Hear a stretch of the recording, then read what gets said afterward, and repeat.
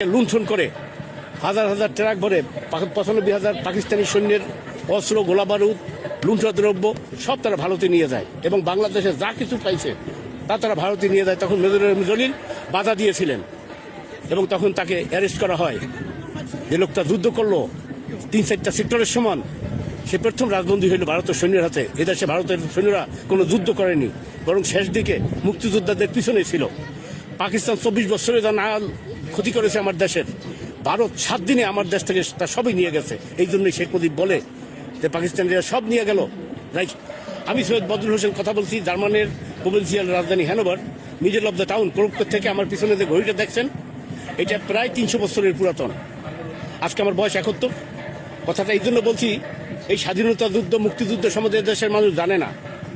কাজেই সত্য কথাটা আমি বলে যাই, হয়তো মানুষ একদিন স্মরণ করবে যে এই লোকটা সত্য কথা বলছিল। আজকে 43 বছর আমি জার্মানিতে, এখন আমার বাংলাদেশের পাসপোর্ট, এবং এর মধ্যে আমি কম বেশি প্রায় $7 লক্ষ মতো বাংলাদেশে আমি পাঠাইছি। তার